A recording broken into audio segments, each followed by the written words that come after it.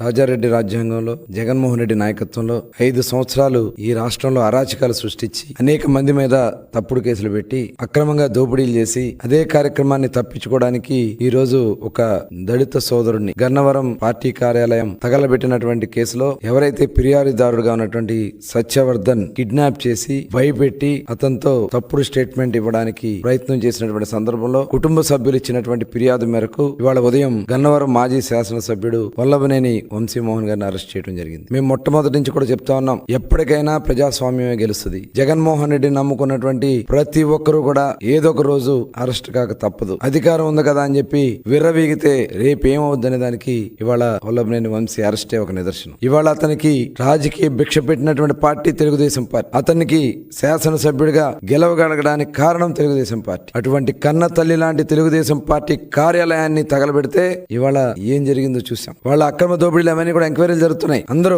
రాష్ట్రంలో ఉన్నటువంటి వైఎస్ఆర్ పార్టీలో ఎవరైతే తప్పులు చేశారో వాళ్ళందరూ కూడా ఎవరు కూడా తప్పించుకోలేరు. ఇవాళ రాజకీయంగా చాలా ప్రాధాన్యత కలిగినటువంటి కృష్ణా జిల్లాలో భ్రష్టు పట్టించారు ప్రతి ఒక్కరు కూడా. ఒక నాయకుడు క్యాసినో పెట్టిస్తాడు, నోరు ఉంది కదా అని బండబూతులు తిడతాడు, అధికారం ఉంది కదా అని చెప్పి అధికారుల్ని కాళ్ళ కింద వేసుకుని తొక్కే పరిస్థితి చేశారు. ఆ రోజున వాళ్ళు చేసినటువంటి దుర్మార్గాలు ఇవాళ బందర్లో మచిలీపట్నంలో ఒక మాజీ మంత్రి బియ్యం స్కామ్ లో సొంత భార్యనే కేసులో ఇరికిచ్చినటువంటి దౌర్భాగ్యమైనటువంటి పరిస్థితులు వైఎస్ఆర్ పార్టీ ఇవాళ ఆ నాయకులు. తీర ప్రాంతంలో భూములు కొట్టేసిన ఒక మాజీ మంత్రి. తెలుగుదేశం పార్టీ ప్రధాన కార్యాలయంలో ఆ కుటుంబానికి రాజకీయ భిక్ష పెట్టినటువంటి పార్టీ తెలుగుదేశం పార్టీ. ఇవాళ దాడులు చేసి జగన్ దగ్గర మెప్పులు పొంది పదవులు పొందాలని చూస్తే ఏమైంది ఇవాళ మీరు చూశారు. ఇవాళ ఎవరు కూడా తప్పించుకోలేరు. ఇవాళ ఎవరైతే కంప్లైంట్ ఇచ్చారో అతని మీదే, ఒక దళితుడి మీదే ఇవాళ ఇలాంటి దుర్మార్గాలు చేస్తా ఉన్నారంటే ఎట్టి పరిస్థితుల్లో కూడా ప్రభుత్వం చూస్తూ ఊరుకోదు. ఖచ్చితంగా ఎవరు కూడా తప్పించుకోలేరు. ఇవాళ జగన్మోహన్ రెడ్డి గారు కూడా ఈ రాష్ట్రాన్ని ఏ రకంగా దోచుకున్నారో, ఇవాళ సొంత బాబాయ్ని ఏ రకంగా హత్య చేశారో మొత్తం కూడా ఇవాళ బయటకు వస్తున్నాయి. విచారణ కూడా